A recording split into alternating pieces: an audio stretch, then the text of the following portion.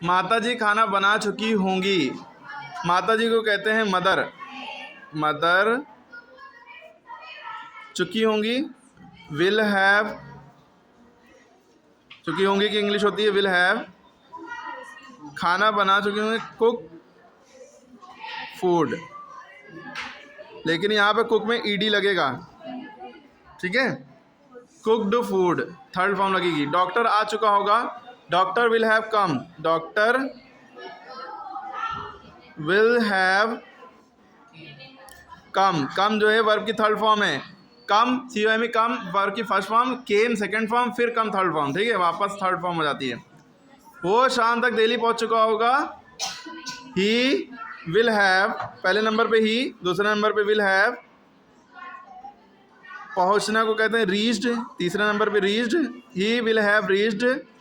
चौथे नंबर पे Delhi by evening, शाम तक की, बाय इवनिंग, ये पांचवें नंबर पे। ही will have reached Delhi DELHI Delhi by evening, शाम तक माने बाय इवनिंग।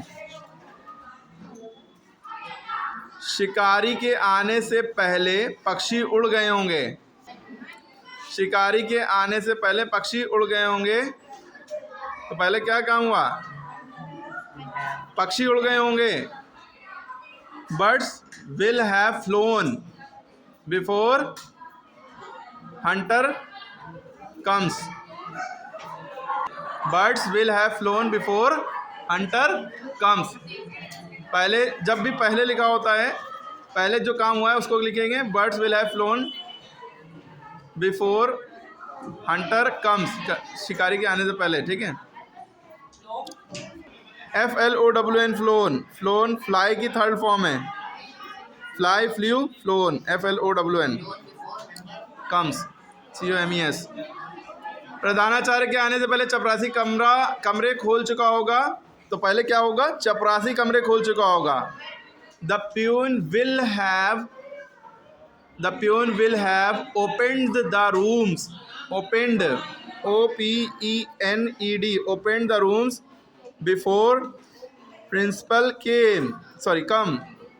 बिफोर, देखिए जब एक ही सेंटेंस में दो बातें होती हैं, प्रधानाचार्य के आने से पहले चपरासी कमरा खोल चुका होगा, दो सेंटेंस उसके अंदर होना, मतलब दो बातें दिख रही हैं, तो पहले जो पहले काम हुआ होगा वो करेंगे। चपरासी कमरा खोल चुका होगा।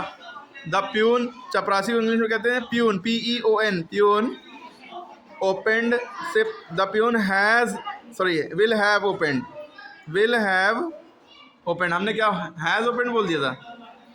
The peon will have opened rooms.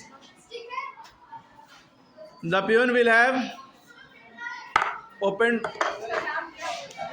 The peon will have opened rooms before, कुछ भी कर ली, open the rooms before the principal